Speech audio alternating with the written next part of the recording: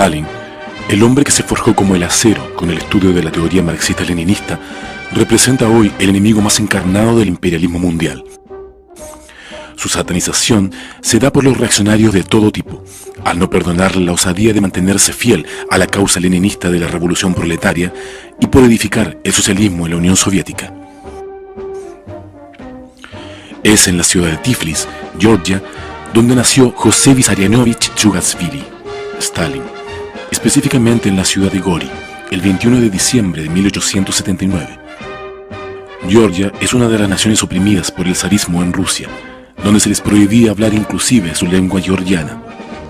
Las condiciones de las naciones, entre ellas Georgia y de Rusia en general, eran de miseria y explotación. El proletariado y el campesinado estaban sumidos en la pobreza. Es en la provincia de Tiflis donde se vio por primera vez al hombre que se convertiría en el más odiado enemigo de la minoría burguesa y el más querido por millones de proletarios del mundo, por las grandes masas populares.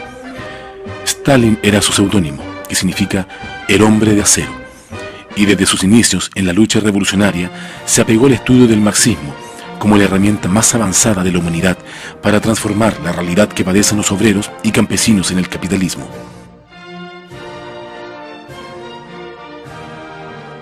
Stalin asumió el marxismo y se integró, una vez ingresado en el Partido Obrero Socialdemócrata Ruso, al grupo más firme y consecuente con la lucha de la clase obrera, los bolcheviques, liderados por el gran jefe de la Revolución Rusa, Vladimir Lenin. El camarada Stalin, en su labor en el seno del partido, desarrolló diversas tareas, entre las que podemos mencionar el atraco a un banco para financiar el partido, instalar imprentas clandestinas para reproducir periódicos y octavillas revolucionarias. Se colocó al frente de la organización y lucha en varios levantamientos obreros. Fue apresado y desterrado por la policía del zar. Huyó del lugar de confinamiento.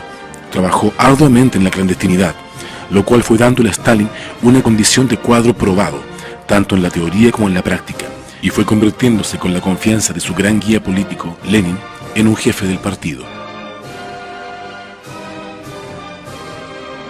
La condición de jefe del partido le permitió a Stalin estar al frente de las grandes luchas que cambiaron el curso del mundo para siempre, como lo fue la hazaña de llevar a la Alianza Obrero-Campesina al poder, conquistar el poder político e instaurar la dictadura del proletariado en Rusia y los países que eran oprimidos por este imperio, significando esto un cambio en la realidad histórica universal. A Stalin, después de la muerte de Lenin, le correspondió el papel de jefe y guía del partido, y esta condición le ganó ser el primer marxista-leninista que conoció la historia, además porque él es quien acuña esta denominación, argumentándola muy bien en su libro Cuestiones del Leninismo, específicamente en Fundamentos del Leninismo. A él le tocó dirigir el desarrollo y construcción del socialismo en la Unión Soviética, y junto a la dirección bolchevique se movilizó la voluntad de millones de hombres, de las amplias masas populares incentivadas por la construcción de una sociedad nueva, en pos de la industrialización socialista, por la cual la patria de los soviets pudo elevar de forma impresionante su nivel científico-técnico, en pleno tiempo que el capitalismo y el sistema imperialista mundial se veían brutalmente golpeados por la crisis de sobreproducción de 1929, gestada por la misma contradicción de este sistema de explotación, la cual repercutió por años.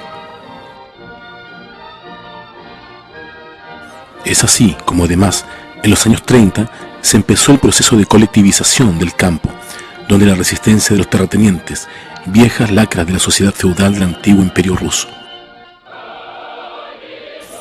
Estos enemigos del pueblo y los trabajadores atacaron sin piedad a los campesinos pobres, pero la dirección bolchevique puso sus fuerzas en quienes debieran liberarse de las manos de la explotación, y así triunfante, los explotados llevaron la colectivización adelante, lo cual ayudó a la satisfacción de las necesidades alimenticias de la Unión Soviética y borrando el hambre de muchos lugares donde las sequías devastaban los campos por el bajo desarrollo técnico del agro y las condiciones miserables en las que los terratenientes o kulaks tenían a los campesinos pobres.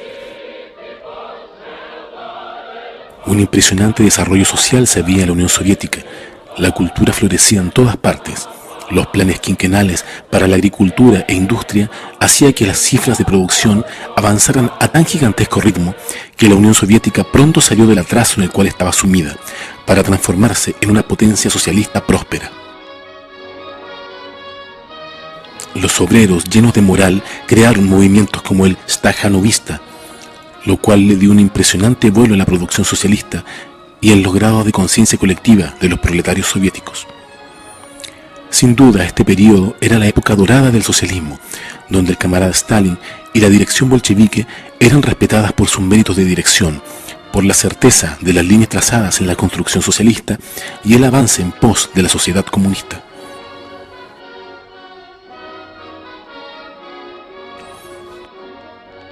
Pero no todo era de color de rosas. A medida que la lucha revolucionaria iba marcando éxitos tras éxitos, las viejas clases del pasado levantaban cabeza y abiertamente conspiraban para derrocar el gobierno bolchevique y volver al pasado, volver al capitalismo.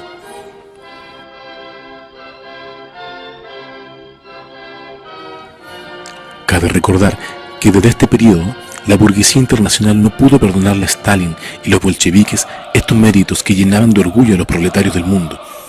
Desde aquí, todo tipo de mentiras reaccionarias fueron diseñadas desde Joseph Goebbels y Hitler por el lado de los nazifascistas hasta la misma CIA y los revisionistas. Los comunistas, guiados por Stalin, se tuvieron que enfrentar a ataques de la contrarrevolución interna en la Unión Soviética, a los desleales al partido que se convirtieron en agentes encubiertos del imperialismo, entre ellos Zinoviev, Kamenev y Trotsky. Este último fue asilado por el régimen anticomunista de México y los secuaces de este renegado inclusive desarrollaron acciones contra el Estado Socialista Soviético, saboteando la producción, colocando bombas en fábricas, quemando los campos colectivizados, siendo financiados por el imperialismo nazifascista alemán, junto al general golpista Tukhachevsky. Todos ellos pusieron al descubierto en los juicios revolucionarios de Moscú, bajo la presencia de obreros y embajadores extranjeros, sus crímenes contra los pueblos de la Unión Soviética. Serían castigados y sus financistas imperialistas puestos al descubierto, desde los nazis hasta los capitalistas occidentales.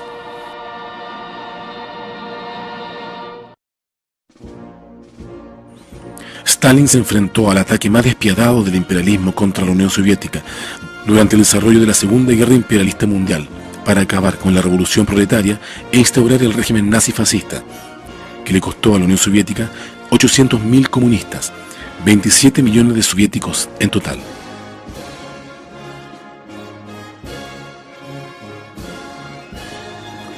El 22 de junio a las 4 de la madrugada empezó la invasión nazi-fascista a la Unión Soviética. Esta guerra, los pueblos de la Unión Soviética la tuvieron que cargar casi solos, con poco o nada de ayuda de los aliados para las masacres venideras, los cuales lucharon con escasas tropas y maquinarias, mientras los soviéticos se desangraban estos aliados, quienes años antes solo esperaban que la Unión Soviética cayera, o como dijera Winston Churchill años antes, en la época de la guerra civil, comillas, había que ahogar al bebé en la cuna.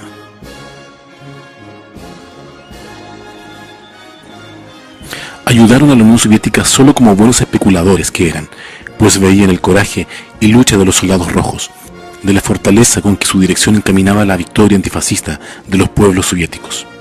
Los pueblos de la Unión Soviética recordarían esta guerra épica como la Gran Guerra Patria,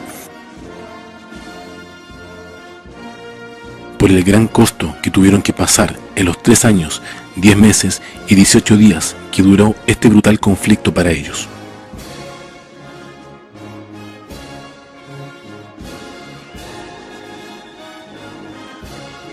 Pero la claridad política del partido direccionada por Stalin llevó a que cayeran los nazifascistas en la Gran Guerra Patria.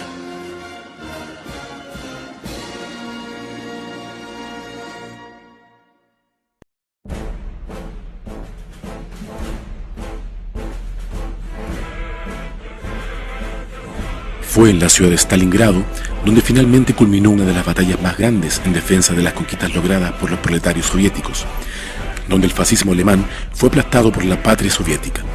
El ejército rojo avanzó hasta la ciudad alemana de Berlín, donde se dio fin a la guerra, pero la lucha no terminaba. Había mucho que hacer. Reconstruir la Unión Soviética de los embates de la guerra no era tarea fácil, y a eso se abocó el partido, lo cual afectó en parte su funcionamiento, donde gérmenes de parasitismo burocrático en el partido y el Estado aparecieron, lo que fue combatido por la dirección leninista de Stalin, pero estos esperaban su turno para atacar.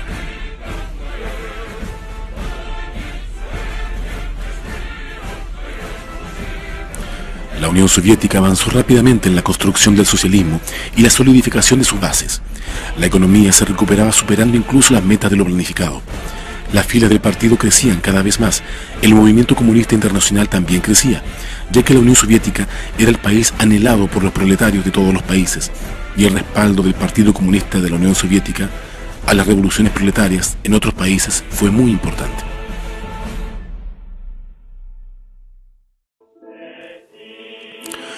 Pero una noticia inesperada enlutó a los pueblos del mundo, pues el 5 de marzo de 1953 muere el camarada Stalin. El guía, el maestro, el jefe ya no estaba. La noticia conmovió a los proletarios de todos los países.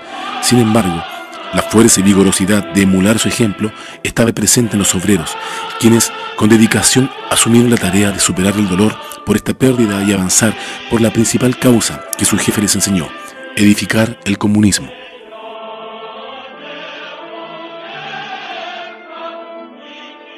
Luego de la muerte de Stalin, el burocratismo y las viejas ideas burguesas levantaron cabeza, y sus elementos más viles asomaron.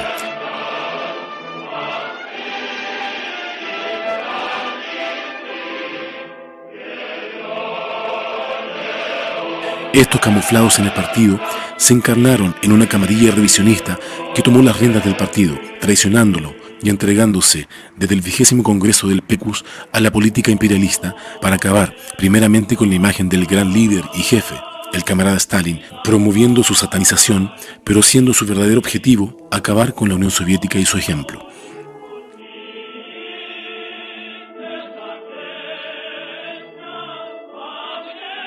Promovieron campañas por la desestalinización, le atacaron y pretendieron borrarlo de la historia, tergiversando su legado y sus obras, pero hoy la historia devela su fracaso imperialista.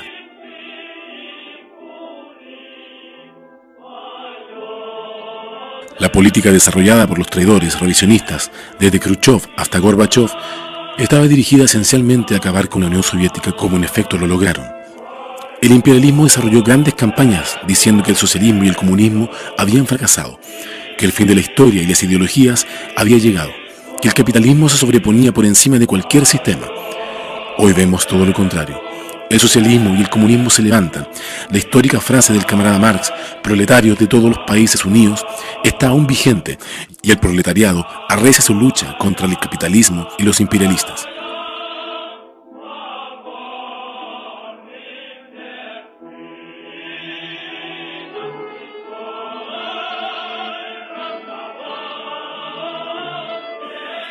El camarada Stalin, al que creyeron muerto en todos los aspectos, vive en los pueblos.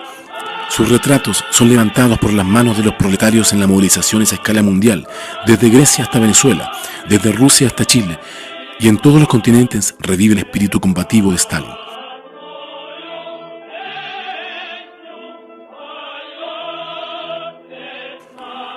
Lograr cumplir con su legado es nuestra gran tarea. Hoy el camarada José Stalin es la representación más digna de un comunista marxista-leninista, por ser el acero inquebrantable e indiscutiblemente el férreo luchador que entregó su vida a la causa de la revolución proletaria.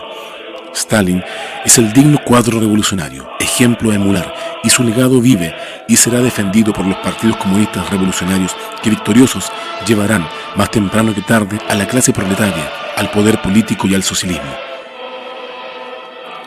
Aquí en Chile, su imagen y legado lo sostiene con orgullo comunista el Partido de la Revolución Chilena, el Partido Comunista Chileno, Acción Proletaria, PCAP, y junto a él avanza fielmente la senda del marxismo-leninismo, en el camino junto a los trabajadores por la revolución y el socialismo.